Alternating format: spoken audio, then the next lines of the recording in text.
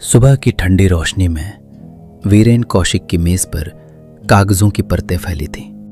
वो हर रिपोर्ट, हर एंट्री को इस तरह देख रहा था जैसे किसी मशीन के भीतर छिपे पैटर्न को पकड़ने की कोशिश कर रहा हो। समय ही वो एकमात्र प्रमाण है जो झूठ नहीं बोलता, इसलिए उसने घटनाओं से ज्यादा टाइमलाइन पर ध्यान दिया। अनिकेत वर्मा की एंट्री शाम 6:41, लॉगबुक में दर्ज, सीसीटीवी से पुष्टि। कुछ ही मिनटों में अफसर उसके पीछे निकलते हैं। 6:50 पर स्क्रीन झिलमिलाती है। फुटेज में एक ग्लिच दर्ज होता है और अगले दिन फिर से 6:41 पर लॉगबुक में एक नई एंट्री दिखाई देती है, बिना किसी नाम, बिना किसी लिखने वाले के। इतनी सटीक दोहराव से एक बात साफ थी, यहां कोई नियम चल रहा था, सिर्फ हादसा नहीं। वीरेन ने डायरी खोली और ऊपर लिखा, सीमा आधारित घटना।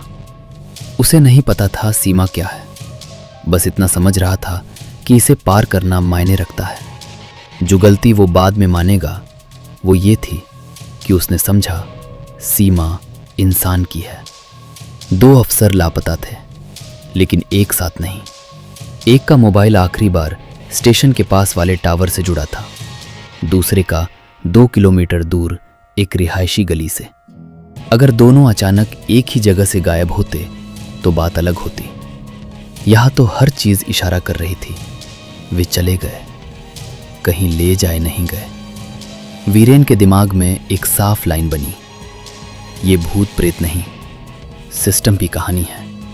जो हो रहा था वो रिकॉर्ड, लॉग और प्रोटोकॉल के भीतर हो रहा था, उनके खिलाफ नहीं। दोपहर तक उसने दोनों परिवारों से बात की। कमरों में अभी उतना रोना भी नहीं था, जैसे सबको उम्मीद हो कि दरवाज़ा अभी भी खुल सकता है। एक की पत्नी ने कहा वो बार बार घड़ी देख रहे थे, जैसे किसी वक्त का हिसाब रख रहे हो। वीरेन ने समय के इस धागे को नोट कर लिया। शाम तक उसके मन में एक थ्योरी बनने लगी। अनिकेत ने अपनी गुमशुदगी की भविष्यवाणी नहीं की थी, उसने उसे सिस्टम के अंदर जगह दी थी। शिकायत दर्ज कर वो अपने लिए एक तरह का प्लेस होल्डर बना गया था, एक ऐसा रिकॉर्ड जिसके बाद सिस्टम को उसकी मौजूदगी बार बार जांचने की जरूरत नहीं रही। अब दस्तावेज ज्यादा जरूरी था, आदमी कम।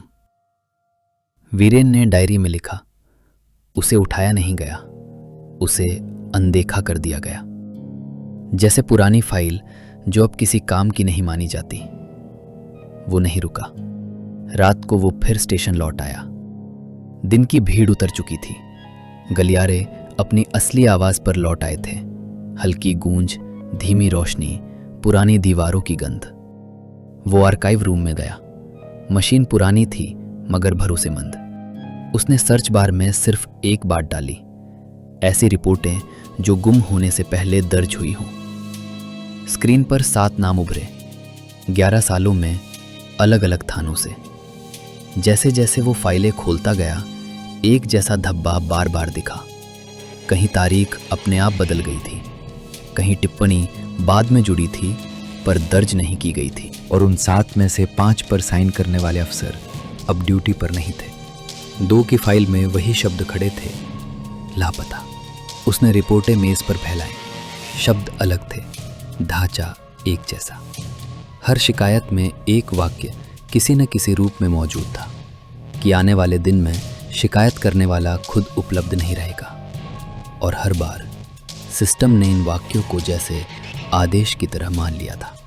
अनिकेत की रिपोर्ट पर झुककर उसने एक लाइन दोबारा पढ़ी, सबसे डरावनी बात यह है कि किसी को फर्क न पड़े। उसे लगा यही असली बिंदु है। ये कहानी लोगों के गायब होने की नहीं, महत्व के हटाए जाने की थी। रात 9:14 पर वीरेन ने एक मेमो टाइप किया। शब्द सपाट थे, नियम जैसे।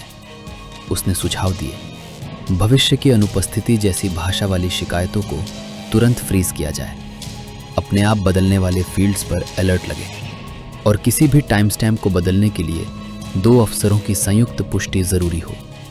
सेंड। उस रात वो सो गया। सपना छोटा था, वो उसी गलियारे में खड़ा था, क्लर्क उसके पास से गुजर रहे थे जैसे वो दीवार का हिस्सा हो। जब उसने बोलने की कोशिश की, उसने अपनी ही आवाज़ 1 सेकंड बाद सुनी, जैसे उसकी बात किसी और वक्त दर्ज हो चुकी हो। सुबह 4:26 पर फ़ोन वाइब्रेट हुआ। स्क्रीन पर एक लाइन थी, मेमो डिलीवर्ड। कोई भेजने वाला नहीं, कोई रिसीवर नहीं। अगली सुबह वो सीधे आर्काइव रूम पहुंचा। मशीन पर एक प्रिंटेड नोट चिपका था, सिस्टम अपग्रेड जारी है, मैनुअल एक्सेस अब आवश्यक नहीं। नीचे समय लिखा था 6:41 AM। उसी अंक ने उसके भीतर जैसे ठंडी कील की तरह धंसकर याद दिलाया, वही समय, फिर वही पैटर्न। डिप्टी कमिश्नर के दफ्तर से पुष्टि हुई, कोई मेमो नहीं पहुंचा था। उसने अपना सेंट फोल्डर खोला। मेमो डिलीट नहीं हुआ था, वो था ही नहीं। जैसे उसकी उंगलियां कभी उस कीबोर्ड तक पहुंची ही ना हो। मेज पर रखी रिपोर्टों की तरफ उसने देखा। 7 में से अब 6 थी।